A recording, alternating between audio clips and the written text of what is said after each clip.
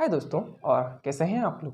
उम्मीद है आप सब ठीक होंगे, अपने अपने घरों में सेफ होंगे। तो दोस्तों, इसके प्रीवियस वाले वीडियो में हमने जाना कि एक्चुअल में जो हमारा प्लांट टिश्यू कल्चर होता है वो क्या होता है और उसमें क्या क्या चीज़ें परफॉर्म की जाती हैं। तो दोस्तों, आज के वीडियो में हम जानेंगे कि एक्चुअल में जो प्लांट टिश्यू कल्चर को परफॉर्म करने के लिए क्या किन किन चीज़ों की रिक्वायरमेंट्स जरूरी होती हैं। आप जब किचन में चाय बनाने जाते हैं, जब घुसते हैं तो चाय रेडी हो जाती है क्या? नहीं, चाय बनाने के लिए कुछ चीज़ों की आपको भी रिक्वायरमेंट्स करनी पड़ती है, यानी पहले से कुछ प्रिपेयर करना पड़ता है। उसी तरीके से जब हम प्लांट टिश्यू कल्चर को परफॉर्म करते हैं, हमें भी कुछ रिक्वायरमेंट्स की बहुत ही ज़्यादा ज़रूरत पड़ती है। तो पहले हम जान लेते हैं दोस्तों, प्लांट टिश्यू कल्चर परफॉर्म करने के लिए किन किन चीज़ों की हमें ज़रूरत पड़ेगी। सबसे पहला चीज़ दोस्तों हमें ज़रूरत पड़ेगी जो है एक्सप्लांट। एक्सप्लांट क्या है? मान लीजिए किसी भी प्लांट का कटा हुआ हिस्से को हम एक्सप्लांट ले लेते हैं एग्जाम्पल के तरीके से। आगे जाकर हम जानेंगे कि एक्चुअल में एक्सप्लांट क्या होता है और उसके साथ क्या किया जाता है। आपके लिए ये जान लीजिए कि किसी भी प्लांट का कटा हुआ हिस्से को हम एक्सप्लांट बोलते हैं। दूसरी चीज जो है दोस्तों, वो है एक कल्चर मीडियम। कल्चर मीडियम यानी दोस्तों जहां पे हम एक्सप्लांट को रख के ये प्लांट टिश्यू कल्चर को परफॉर्म करेंगे, यानी कि ये हमारा एक मीडियम है जिसके थ्रू हम प्लांट टिश्यू कल्चर को परफॉर्म करने वाले हैं। तीसरी चीज दोस्तों, एक स्टेराइल कंडीशन। हम सब जानते हैं कि जब हम किसी भी एक्सपेरिमेंट करते हैं तो उस चीज का क्लीन होना यानी कि स्टेराइल, पूरा साफ सुथरा होना बहुत ही जरूरी होता है। क्योंकि एक्सपेरिमेंट के टाइम अगर थोड़ी सी भी गंदगी यानी कुछ भी चीज इन्फेक्शन हो जाए तो हमारा पूरा का पूरा कल्चर बर्बाद हो सकता है। इसीलिए हमें पहले एक स्टेराइल कंडीशन होना बहुत ही जरूरी है। चौथी चीज दोस्तों, वो है हमारा प्लांट ग्रोथ रेगुलेटर। ये जो चीज है दोस्तों, ये पूरा का पूरा प्लांट टिश्यू कल्चर में बहुत ही इंपॉर्टेंट है।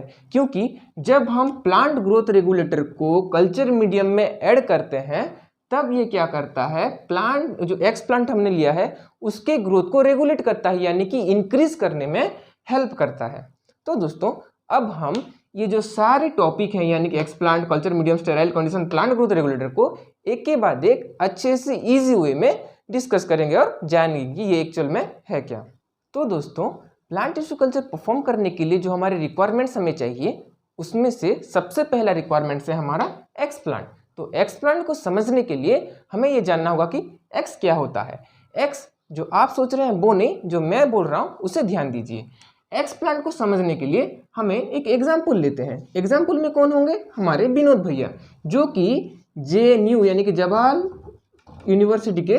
जवाहरलाल नेहरू यूनिवर्सिटी के स्टूडेंट रह चुके हैं। वो क्या कर रहे थे, वहां पे पोस्ट ग्रेजुएट कर रहे थे।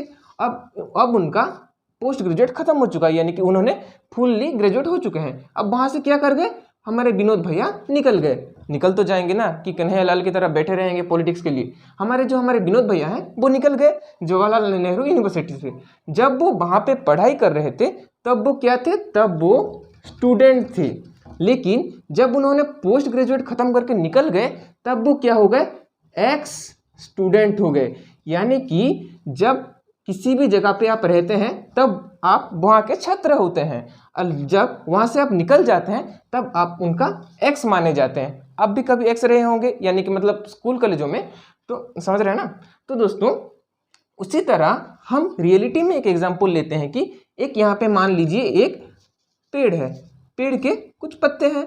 तो दोस्तों, जब हम उस पत्ते को पेड़ से अलग करके एक्सपेरिमेंट के लिए यूज करेंगे, ये आ गया हमारा पत्ता। तो किसी भी पेड़ के पत्ते को यानी कि पत्ते को ले आए और उस पत्ते के छोटे से हिस्से को अगर हम अपने एक्सपेरिमेंट के लिए यूज करेंगे तो उसे हम क्या कहेंगे, एक्सप्लांट कहेंगे। यानी किसी भी प्लांट से हमने एक पत्ता लिया और उससे उसका छोटा सा पार्ट लेकर हम क्या किए, अपने एक्सपेरिमेंट में यूज की, तो उसे कहा गया दोस्तों एक्सप्लांट। लेकिन ऐसे भी कोई पत्ते को लाके दोस्तों डाला नहीं जाता। सबसे पहले क्या किया जाता है, उस पत्ते को लाके वाटर में वॉश किया जाता है। पहला स्टेप है प्लांट के पत्ते को एक्सट्रैक्ट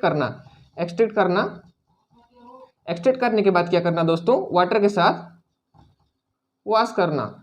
यानी कि जैसे उस प्लांट के जो हमारे पत्ते हमने टिश्यूज लिए, उस टिश्यू में कोई भी बैक्टीरिया यानी कोई भी जर्म्स ना हो, जैसे कि वो बहुत ही क्लीन हो और स्टेराइल हो।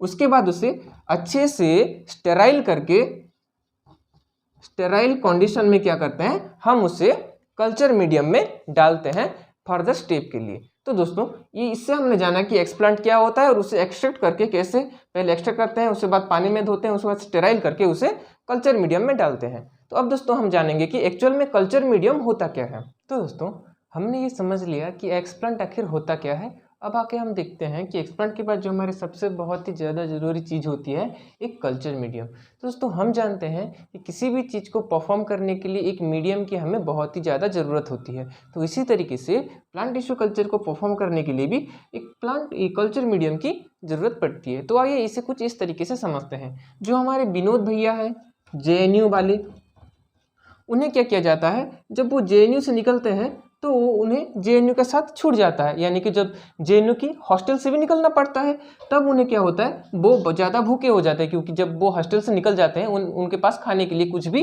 चीज़ें नहीं होता है। तो हमारे जो विनोद भैया हैं वो ज़्यादा ही दुखी हो जाते हैं, भूखे हो जाते हैं। तो फिर उनके दिमाग में क्या आता है कि वो खुद का एक कोचिंग इंस्टीट्यूट खोलें जिनके अंदर की खाने के लिए भी चीज़ें हों, यानी कि फूड के लिए भी चीज़ें हों, रहने यानी कि शेल्टर के लिए भी जगह हो, और ग्रो करने का भी एक जगह हो।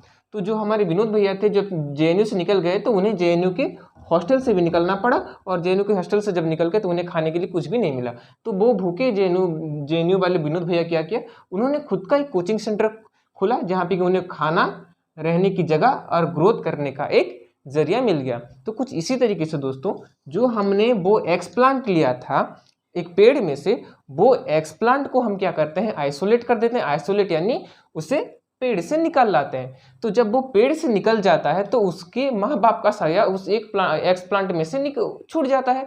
तो उसे जो हमारा न्यूट्रिएंट्स है, विटामिन्स है, फूड है, ये सब और नहीं मिल पाता, हमारे एक्सप्लांट को ये सब और नहीं मिल पाता।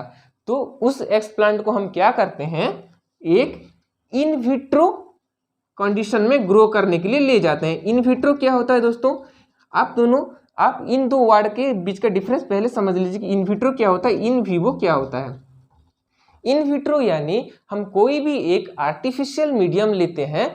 एक आर्टिफिशियल मीडियम यानी कि हम पेट्री डिश में कुछ सब्सटेंस लेते हैं, जैसे कि हम लेते हैं अगर जल लेकर के हम एक कल्चर मीडियम बनाते हैं, एक आर्टिफिशियल कल्चर मीडियम बनाते हैं, और उसमें कुछ प्लांट के छोटे से कण यानी छोटे से टिश्यू को लेकर ग्रो करते हैं, तो उसे हम कहते हैं इन विट्रो यानी कि एक आर्टिफिशियल मीडियम। इन विवो यानी हम अगर किसी भी माइक्रो ऑर्गेनिजम्स हो, किसी भी प्लांट हो, किसी भी एनिमल के अंदर कुछ भी करते हैं, जैसे कि हमने इंसुलिन का प्रोडक्शन किया कि एक ई कोलाई बैक्टीरियम के अंदर हमने क्या किया, एक रिकॉम्बिनेंट DNA को इंजेक्ट किया और उसमें से हमने ग्रो कराया। तो हमने क्या किया, उसमें एक आर्टिफिशियल मीडियम नहीं लिया, एक लाइव बैक्टीरिया के अंदर हमने क्या किया, कुछ और बैक्टीरिया को रीजनरेट किया, यानी कुछ रिकॉम्बिनेंट DNA को रीजनरेट मल्टीपल किया। तो उस चीज को कहते हैं in vivo fertilizer, in vivo condition में कल्चर करना। तो दोस्तों हमने जान लिया कि इन विट्रो क्या होता है, इन विवो क्या होता है। तब अब आते हैं दोस्तों कि एक्सप्लांट के साथ क्या किया जाता है। एक्सप्लांट को जब हम आइसोलेट करते हैं, आइसोलेट करने के बाद उससे न्यूट्रिएंट्स नहीं मिलती हैं अपने पेड़ के ब्रांच में से, तो हम उसे लेकर आते हैं इन विट्रो कंडीशन में कल्चर करने के लिए, यानी कि एक ऐसा कंडीशन बनाएंगे, एक ऐसा ग्रोथ कंडीशन बनाएंगे, ध्यान दीजिए, एक ऐसा ग्रोथ कंडीशन बनाएंगे जिसमें कि हमें एक्सप्लांट के लिए, जो एक्सप्लांट है यानी कि प्लांट का छोटा सा टिश्यू है, उसके लिए ज़रूरत की न्यूट्रिएंट्स हों, ज़रूरत की विटामिन्स हों, ज़रूरत के सारे केमिकल्स हों, ज़रूरत के प्लांट ग्रोथ रेगुलेटर्स हों। प्लांट ग्रोथ रेगुलेटर्स यानी दोस्तों जो कि हमारे ये छोटे से प्लांट को ग्रो करने की शक्ति दे। तो दोस्तों एक कल्चर मीडियम क्या होता है, एक कल्चर मीडियम ऐसा मीडियम होता है जिसमें कि हम किसी भी एक्सप्लांट के लिए क्या क्या रखते हैं, न्यूट्रिशन रखते हैं, कार्बन सोर्स रखते हैं, न्यूट्रिशन रखते हैं, विटामिन रखते हैं, और आखिर में कुछ प्लांट ग्रोथ रेगुलेटर्स को ऐड करते हैं ताकि जो हमारा एक्स प्लांट है वो ज़्यादा अच्छे से बढ़ पाए। तो दोस्तों ये जो हमारा प्लांट का जो कल्चर मीडियम है ये दो तरीके का होता है। पहला हो गया दोस्तों हमारा सॉलिड, और दूसरा हो गया दोस्तों हमारा लिक्विड। जब हम पहले ये दोनों सिस्टम, दोनों जो कल्चर मीडियम है ये अपने दोनों में सीमित है। जो हमारा एक्सप्लांट है इसे हम किसी भी मीडियम में ग्रोथ कर सकते हैं, लेकिन जो एक ट्रेडिशनल टेक्निकल मेथड है उसमें क्या किया जाता है, पहले जो भी हमारा एक्सप्लांट है उसे लाकर हम क्या करते हैं, एक सॉलिड मीडियम पे, जैसे कि हमारा एक पेट्री डिश हो गया, एक सॉलिड मीडियम पे क्या करते हैं, हम आके लेटा देते हैं। लेटा देने से क्या होता है, पूरा इमर्ज नहीं करती, प्लांट ग्रोथ जो हमारा कल्चर मीडियम के अंदर नहीं घुसा देती, उससे उसके सरफेस के ऊपर रखते हैं। जैसे कि हमने इसे एक सरफेस के ऊपर रखा, कुछ इस तरीके से हमने एक्स प्लांट को प्लांट कल्चर मीडियम के ऊपर रखते हैं। और जो हमारा लिक्विड मीडियम होता है, लिक्विड मीडियम के अंदर क्या करते हैं दोस्तों, लिक्विड मीडियम के अंदर लिक्विड जब हम कल्चर करते हैं तब क्या करते हैं, जो हमारा लिक्विड हो या फिर सेमी सॉलिड हो, जो हमारा लिक्विड का कल्चर मीडियम होता है उसके अंदर हम पूरा का पूरा एक्स प्लांट को इमर्ज करके उसे ग्रोथ करने में हेल्प करते हैं। जैसे कि अगर ये हमारा लिक्विड का मीडियम होगा तो हमने उसे पूरा इमर्ज कर दिया। तो दोस्तों इससे हमने जाना कि जो हमारा कल्चर मीडियम होता है वो दो तरीके का होता है, एक हो गया हमारा सॉलिड, एक हो गया हमारा लिक्विड। ये जो चार चीज़ें हैं दोस्तों, जिससे मिलकर कि ये जो चार चीज़ें जिन्हें मिलकर क्या बनता है, हमारा कल्चर मीडियम बनता है। यानी कि इन कल्चर मीडियम का कंपोजिशन क्या है, मिनरल सॉल्ट है, विटामिन कार्बन सोर्स है, प्लांट ग्रोथ रेगुलेटर्स हैं और ये ऑर्गेनिक मटेरियल्स हैं। तो अब हम जानते हैं, थोड़ा थोड़ा जान लेते हैं कि ऊपर से जानेंगे लेकिन इजी वे में जानेंगे। ये मत सोचिए कि ये सब तो कितने याद रखना पड़ेगा, डिफिकल्ट्स हैं कि वगैरह, ये एलिमेंट्स वेलिमेंट्स सब आएंगे, उससे मतलब कोई भी घबराने की बात नहीं है। मैं आपको एक ईजी वे में समझाने की कोशिश करूंगा कि ये जो सारे कंपोजिशन है वो आखिर क्या क्या है। तो दोस्तों जो हमारा कल्चर मीडियम का पहला कंपोजिशन है वो है हमारा मिनरल सॉल्ट। सॉल्ट का मतलब तो आप सब समझते ही होंगे, खाने वाला नमक, समझ लीजिए खाने वाला नमक। तो घर में जो खाने वाले नमक दो तरीके के होते हैं, एक हो गया हमारा बड़ा वाला नमक, एक हो गया हमारा छोटा वाला नमक। बड़ा वाले नमक को क्या करते हैं, हम पानी में, गर्म पानी में लेकर कुल्ले करने के लिए इस्तेमाल करते हैं। और जो छोटे वाले नमक में हम क्या करते हैं, खाने सब्जियों में डाल के खाते हैं, मतलब स्वाद के लिए जो हमारा छोटा वाला नमक यूज किया जाता है। कुछ उसी तरीके से जैसे घर में खाने वाले नमक दो तरीके के होते हैं, हमारे मिनरल सॉल्ट भी क्या होते हैं, दो तरीके के होते हैं। एक हो गया हमारा मैक्रो और दूसरा हो गया हमारा माइक्रो। मैक्रो एलिमेंट यानी दोस्तों कल्चर मीडियम के हिसाब से ये समझ लीजिए, the element required more than 0.5 millimole पर लीटर। जो कि 0.5 मिलीमोल पर लीटर से ज़्यादा जो एलिमेंट चाहिए उसे हमने मिनरल सॉल्ट का मैक्रो एलिमेंट्स लिया है, जो कि है NKPCAS Mg क्लोरीन, ये सब वगैरह वगैरह। तो दोस्तों जो एलिमेंट की हमें 0.5 मिलीमोल पर लीटर से ज़्यादा चाहिए वो है हमारे सारे मैक्रो एलिमेंट्स। और दोस्तों जो the element required less than 0.5 millimole litre is called micronutrient. जो कि हमें 0.5 मिलीमोल लीटर यानी कि जो हमारे कल्चर मीडियम में कम चाहिए, थोड़े कम चाहिए, उसे हमने क्या किया है, माइक्रो एलिमेंट्स का नाम दिया है, जो कि हमारे Fe, Mn, BCU, जिंक वगैरह वगैरह होते हैं। तो दोस्तों ये सब हो गए हमारे मिनरल सॉल्ट के कुछ एग्जाम्पल्स। तो दोस्तों आप सब समझ रहे होंगे कि ये कैसा आदमी है, हमें तो बता दिया कि ये सॉल्ट होते हैं लेकिन इसका कुछ काम होता है नहीं होता, ये तो बताया ही नहीं। तो दोस्तों मैं आप सबको ये बता दूं कि जैसे हमारा नमक स्वाद के लिए, नमकीन बनाने के लिए होता है, कुछ इसी तरीके से हमारे मिनरल सॉल्ट हैं वो सारे, इनका भी कुछ ना कुछ काम और कुछ ना कुछ तरीका होता है जो कि कल्चर मीडियम में ग्रोथ के लिए हेल्प करता है। तो दोस्तों सबसे पहले जान लेते हैं नाइट्रोजन। नाइट्रोजन एक ऐसा मिनरल सॉल्ट है जो कि मोर अमाउंट में चाहिए, यानी कि ज़्यादा अमाउंट में हमें चाहिए। जो कि हमारा किस किस का कंपोनेंट होता है नाइट्रोजन होता है प्रोटीन और न्यूक्लिक एसिड का मेन कंपोनेंट होता है, जो कि हमारे मिनरल सॉल्ट के हिसाब से कल्चर मीडियम में यूज होता है। ये तो हो गया नाइट्रोजन दोस्तों। उसके बाद आता है पोटेशियम। पोटेशियम क्या करता है, जो ऑस्मोटिक पोटेंशियल है उसे रेगुलेट करता है। देखिए एक ऑस्मोटिक पोटेंशियल बहुत ही जरूरी होता है प्लांट के लाइफ साइकिल में। तो जो ऑस्मोटिक पोटेंशियल को कौन रेगुलेट करता है दोस्तों, हमारा पोटेशियम रेगुलेट करता है। कैल्शियम क्या करता है, कैल्शियम क्या करेगा, सबसे बढ़िया चीज सेल वॉल का सिंथेसाइज करेगा। उसके बाद क्या करेगा, मेम्ब्रेन का फंक्शन, जो हमारे टिश्यू हमने लिए होंगे उसका जो सेल वॉल होगा उसका सिंथेसाइज करेगा कौन, हमारा कैल्शियम करेगा। और उसके मेम्ब्रेन का जो फंक्शन है उसे भी रेगुलेट करेगा हमारा कैल्शियम करेगा। उसके बाद दोस्तों आगे आ जाते हैं क्लोरीन क्या करेगा, क्लोरीन एक एसेंशियल हमारा जो न्यूट्रिएंट है जो कि हमें रिक्वायर होता है किस चीज़ में, फोटोसिंथेसिस में। फोटोसिंथेसिस के टाइम हमारा सबसे ज़्यादा चीज जो रिक्वायर होता है वो होता है हमारा क्लोरीन। उसके बाद दोस्तों जो हमारा आयरन होता है, आयरन क्या करता है, इलेक्ट्रॉन ट्रांसफर में हमारे टिश्यू को हेल्प करता है। जो हमारे कल्चर मीडियम में इलेक्ट्रॉन जो ट्रांसफर होगा उसका वो किसके जरिए होगा, वो आयरन के वजह से होगा। कोबाल्ट क्या करेगा दोस्तों, कोबाल्ट होगा हमारे विटामिन का कंपोनेंट। जो विटामिन चाहिए होगा हमारे टिश्यू को ग्रोथ करने के लिए, जो खाना चाहिए होगा वो किस जरिए उसे मिलेगा कोबाल्ट के जरिए। उसके बाद दोस्तों आते हैं कॉपर। कॉपर क्या करेगा दोस्तों, ये होगा हमारा एंजाइम का कोफैक्टर। किसी भी एंजाइम का दोस्तों कुछ कोफैक्टर्स होते हैं, उसी तरीके से हमारा कॉपर क्या होगा, एंजाइम्स का कोफैक्टर होगा। जो हमारा जिंक क्या होता है दोस्तों, जिंक क्या करता है, क्लोरोफिल का बायोसिंथेसिस करने में मदद करता है। आप सब जानते हैं क्लोरोफिल से क्या होता है दोस्तों, जो हमारे फोटोसिंथेसिस की प्रोसेस होती है उसमें हमारे क्लोरोफिल नीडेड है जैसे भी चाहिए, तो क्लोरोफिल का बायोसिंथेसिस कौन करेगा, हमारा जिंक करेगा।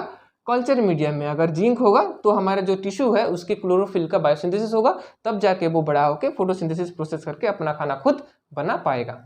तो दोस्तों हमने तो मिनरल सॉल्ट के बारे में जान लिया। अब आते हैं हमारे दूसरे कॉम्पोजिशन में, यानी कि दूसरे कंपोनेंट की तरफ, जो कि हमारा कार्बन सोर्स एंड विटामिन, यानी कि कार्बन सोर्स और विटामिन क्या क्या होती हैं जो कि हमारे कल्चर मीडियम में प्रेजेंट होती हैं। तो दोस्तों जैसे हमारे डे टू डे खाने में 2 वक्त की रोटी में, यानी कि 2 वक्त रोटी तो नहीं खाते हम, जो है जैसे हम राइस खाते हैं, राइस हमारे नीड कार्ब्स यानी कार्बोहाइड्रेट जैसे जरूरी है, यानी कि हम खाते ही खाते हैं, कुछ उसी तरीके से कल्चर मीडियम में दोस्तों सुक्रोज और ग्लूकोज ज़्यादा अमाउंट में जरूरी लिए जाते हैं। यानी कि दोस्तों जो हमारा कंपोजिशन होता है सुक्रोज और ग्लूकोज का, वो 2 से 5% तक होता है सभी कल्चर मीडियम में। तो दूसरा चीज़ है दोस्तों माइको इंसिटोल। ये दोस्तों क्या होता है, इसे भी लिया जाता है किसी किसी कल्चर मीडियम में क्या करने के लिए, ग्रोथ, सेल के ग्रोथ करने के लिए। सेल को जो हमारा सेल होंगे, टिश्यू के जो सेल्स होंगे जो हमारे एक्स प्लांट के, उसके ग्रोथ के लिए माइको इंसिटोल हमारे जो कार्बन और विटामिन सोर्सेस है वो लिया जाता है। और ज़्यादा से ज़्यादा दोस्तों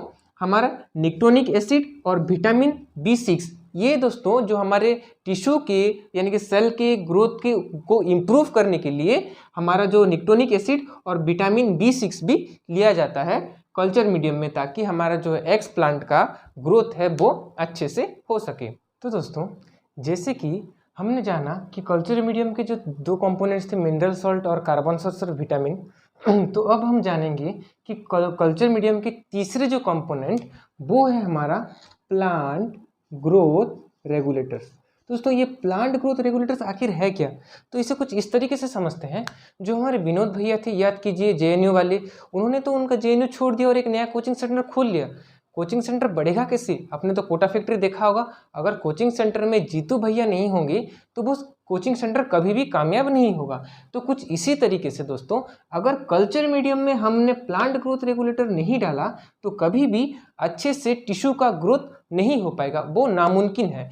तो दोस्तों प्लांट ग्रोथ रेगुलेटर ऐसे कंपोनेंट्स, ऐसे केमिकल्स, ऐसे हार्मोन्स होते हैं जो कि प्लांट यानी कि टिश्यू यानी कि उसके सेल्स को ग्रोथ करने में हेल्प करते हैं। सिर्फ ग्रोथ करने में तो हेल्प करते हैं, तो यहाँ पर रेगुलेटर क्यों दिया, रेगुलेटर का मतलब आप समझते हैं। तो दोस्तों रेगुलेटर का मतलब होता है, आपने फैन का रेगुलेटर देखा होगा, तो वो फैन का रेगुलेटर होता क्यों है, हम स्पीड बढ़ा भी सकते हैं घटा भी सकते हैं। तो प्लांट जो ग्रोथ रेगुलेटर्स होते हैं वो कुछ ऐसे रेगुलेटर्स होते हैं कि वो जो हमारे प्लांट के ग्रोथ को रेगुलेट करते हैं, यानी कि जिस जगह पे बढ़ने की ज़रूरत होती है वहाँ पे बढ़ाते भी हैं, और ज़्यादा जब वो ग्रोथ हो जाता है तो उसे मॉडरेट भी कर देते हैं, यानी कि इनहिबिट भी कर देते हैं, यानी कि रोक भी देते हैं। तो दोस्तों ये काम होता है हमारे प्लांट ग्रोथ रेगुलेटर्स का। तो दोस्तों जनरली हमारे प्लांट के 3 या 4 ग्रोथ रेगुलेटर्स होते हैं। तो हम आते हैं कुछ 3 या 4 ग्रोथ रेगुलेटर्स के बारे में आज हम जानेंगे। पहला होता है हमारे ऑक्सिन, जैसे कि हमने ए लिया है। सी पर होता है दोस्तों साइटोकाइनिन, जी पर जिबरेलिन और ई पर इथिलीन। तो दोस्तों ये जो हमारे 4 ग्रोथ रेगुलेटर्स हमने लिए हैं, जो कि हमारे प्लांट टिश्यू कल्चर्स में हम ज़्यादातर इस्तेमाल करते हैं हमारे प्लांट यानी कि हमारे जो प्लांट हो, टिश्यू हो, उसके ग्रोथ के लिए। तो उस जो 4 प्लांट रेगुलेटर ग्रोथ रेगुलेटर हमने लिया है उसके दोस्तों हार्मोनल एक्शन को हम कुछ इस डायग्रामेटिकली जानेंगे कि एक्चुअल में कौन सा हार्मोन किस पार्ट के लिए एप्लीकेबल होता है।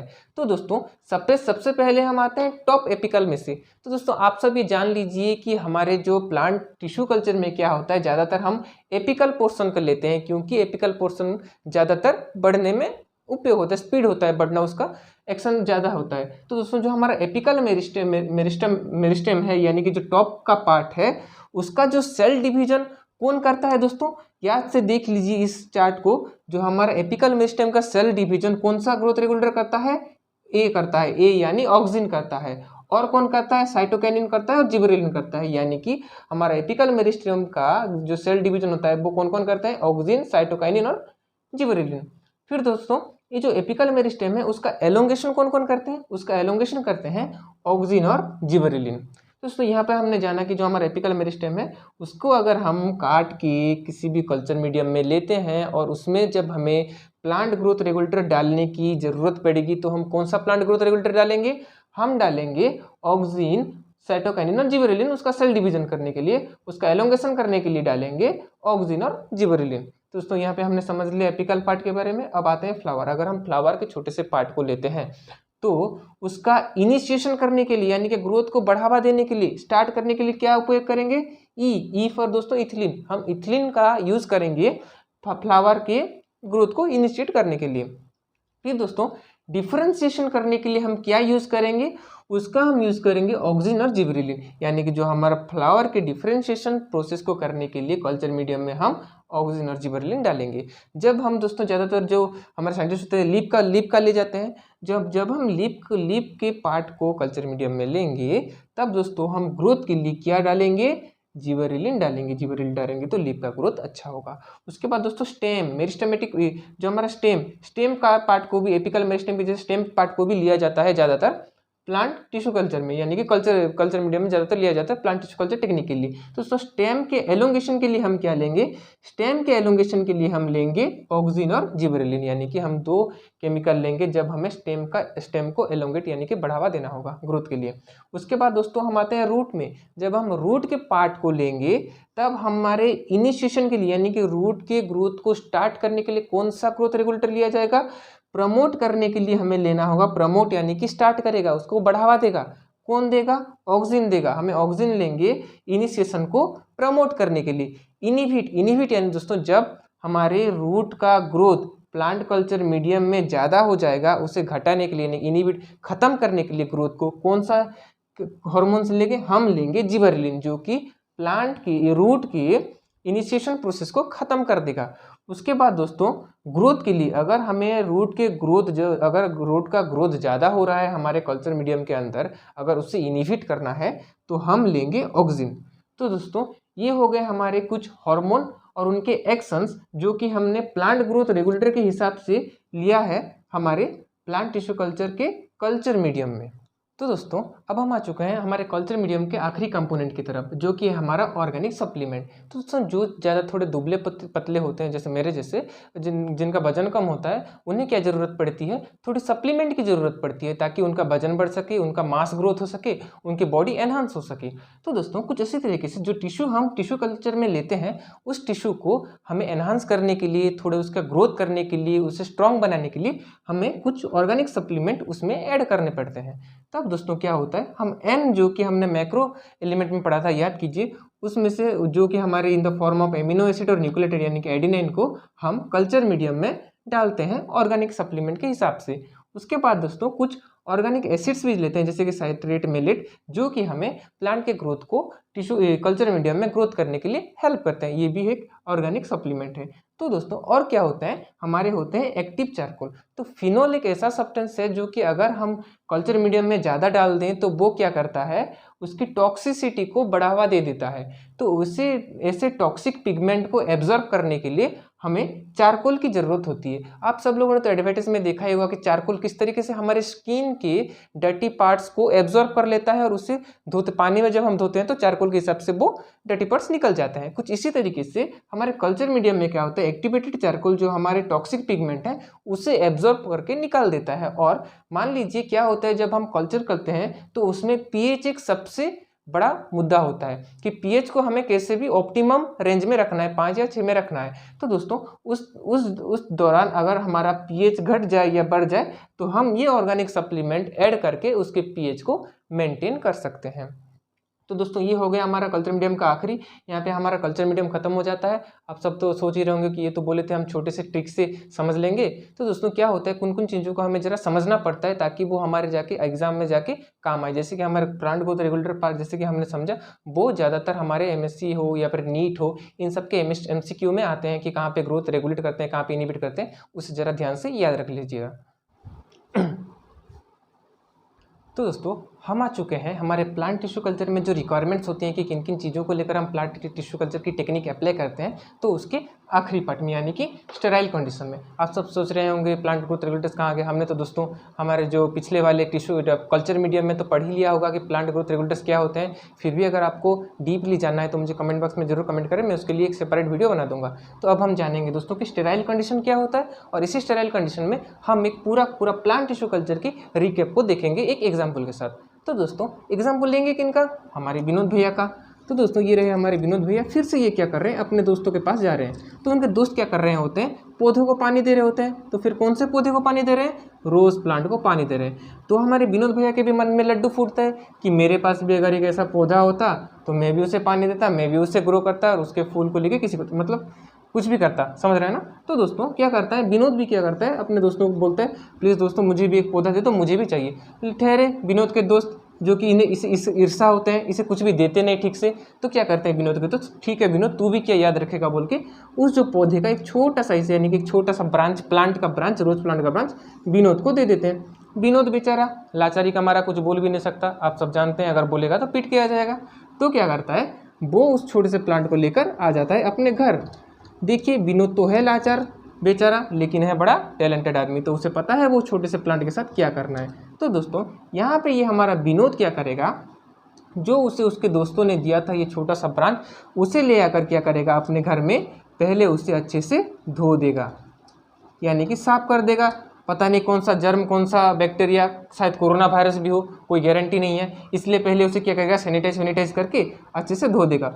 उसके बाद क्या करेगा, एक वेसल यानी कि गमला, जो कि दोस्तों जहाँ पे वो की मटका मान लीजिए जो कि होता है जिसमें हम मिट्टी डालते हैं और उसमें प्लांट को ग्रो करते हैं, एक मीडियम तैयार करेगा।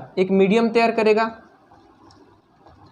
तैयार किया उसने, उस मीडियम में क्या क्या करेगा, कुछ मिट्टी डालेगा। मिट्टी डाला उसने, मिट्टी डालने के बाद क्या करेगा दोस्तों, उसमें कुछ न्यूट्रिएंट्स डालेगा, जैसे कि हम लोग जो खत वगैरह वो सब डालते हैं ना वो ग्रो के लिए, वो सब डालेगा। वो सब न्यूट्रिएंट्स भी उसने डाल दिया, उसके बाद अच्छे और एक दूसरे तरीके का मिट्टी लाएगा जो कि हमारे फर्टाइल सॉइल होते हैं, फर्टाइल सॉइल डालेगा, उसे भी डाल दिया उसने उस गमले में।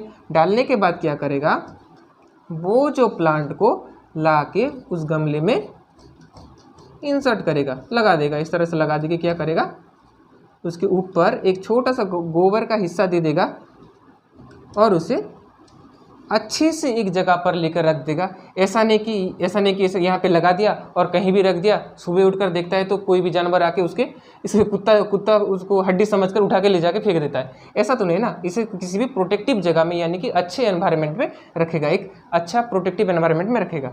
उसके बाद क्या करेगा दोस्तों, डेली इसमें पानी डालेगा। पानी डालने के बाद उसे अच्छे से न्यूट्रिएंट्स हमेशा देता रहेगा, खाना हमेशा देता रहेगा, जैसे कि वो भी एक बड़ा सा पेड़ होके क्या करेगा, उसे एक रोज प्लांट, सुंदर सा रोज प्लांट देगा और वो उसे कुछ भी कर सकता है। तो दोस्तों ये हो गया हमारा विनोद। इस विनोद की एग्जाम्पल से हम ये समझते हैं कि हमारे स्टेराइल कंडीशन इसलिए ज़रूरी है क्योंकि अगर हम किसी भी एक्स प्लांट को यानी कि जो हमारे पत्ते को किसी भी ब्रांच से निकाल के लाते हैं, एक्सट्रैक्ट करके लाते हैं, तो ये हो सकता है कि उसमें कोई भी वायरस हो, फंगी हो, माइक्रो ऑर्गेनिजम्स हो जो कि हमारे कल्चर मीडियम को डिस्ट्रॉय कर सके।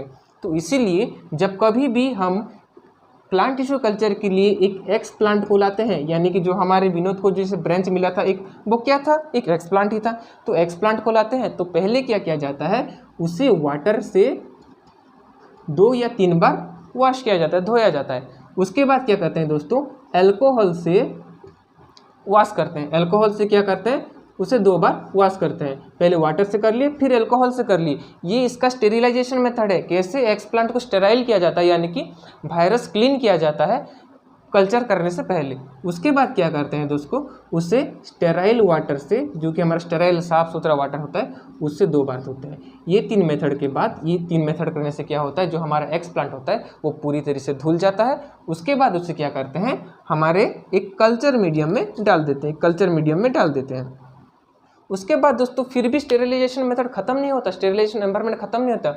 उससे बार बार जो हमारा ये जो टेस्ट ट्यूब ये जो हमारा प्लेट लिया जाता है ना, जो हमारे टिश्यू कल्चर के लिए, उसे क्या किया जाता है, उसके सारे कंपोनेंट को, जितने भी सारे कंपोनेंट हमारे प्लांट टिश्यू कल्चर में यूज़ होते हैं, जैसे टेस्ट ट्यूब हो गए, हमारा पेट्री डिश हो गए, जितने भी सारे कंपोनेंट यूज़ किया जाता है, उन सारे चीज़ को क्या किया जाता है, ऑटोक्लेव में ऑटोक्लेव में स्टेरिलाइज्ड किया जाता है। स्टेरिलाइज्ड यानी दोस्तों वायरस हो कि कुछ भी अगर ऐसा माइक्रो ऑर्गेनिजम्स हो जो कि हमारे प्लांट टिश्यू कल्चर को बर्बाद कर दे, उस तरीके की चीज़ों को मारने के लिए उन सारे जो हमारे टूल्स हैं, जैसे कि हमारे पेट्री डिश हो गए, हमारे टेस्ट ट्यूब हो गए, इन सारे टूल्स को क्या किया जाता है, पहले स्टेरिलाइज किया जाता है। उन ऑटोक्लेव में उन सब में क्या होता है, शायद यूवी रेज होती हैं जो कि हमारे उन सारे ऑर्गेनिजम्स को मार देती हैं। तो दोस्तों ये जो सारे मेथड हैं, जो स्टेरिलाइजेशन के कंडीशंस हैं, वो बहुत ही ज़रूरी है प्लांट टिश्यू कल्चर में, जो कि हमारे पहले एक्सप्लांट से लेकर के आखिर तक ऑटोक्लेव तक जाता है। लास्ट तक जब तक कि हमारा प्लांट ग्रो ठीक से नहीं हो जाता, तब तक हमें जो प्लांट टिश्यू कल्चर में स्टेराइल कंडीशन बरकरार रखना पड़ता है, तब जा करके हम एक हेल्थी और स्ट्रॉन्ग प्लांट को ग्रो कर सकते हैं प्लांट टिश्यू कल्चर टेक्निक की मेथड से। तो दोस्तों यहाँ पर ख़त्म होता है हमारे प्लांट टिश्यू कल्चर के रिक्वायरमेंट्स, जो कि हमारे प्लांट टिश्यू कल्चर के अंदर हमें क्या क्या चीज़ें चाहिए थी।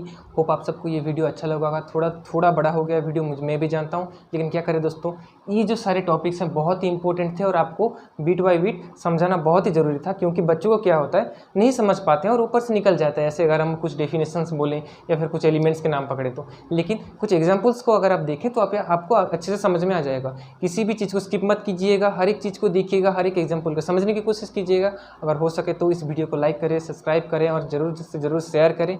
तो दोस्तों फिर मैं मिलूंगा आप सबको इसके बाद टोटीपोटेंट से लेकर, क्योंकि इसके बाद जो आने वाले हैं प्लांट टिश्यू कल्चर के सबसे इंपॉर्टेंट टॉपिक्स आने वाले हैं, जैसे टोटीपोटेंसी हो गया, ऑर्गेनोजेनेसिस हो गया, प्रोटोप्लास्ट कल्चर हो गया। ये सब बहुत ही इंटरेस्टिंग टॉपिक्स हैं और मैं आप सबको इंटरेस्टिंग तरीके से पढ़ाऊंगा। थोड़ा वीडियो जरूर शॉर्ट करूंगा, बड़ा नहीं करूंगा, आप सबको प्रॉमिस है। और हो सके तो दोस्तों सब्सक्राइब कीजिए, लाइक कीजिए, शेयर कीजिए और तब तक के लिए घर में रहिए, सुरक्षित रहिए, stay home stay safe. Thank you.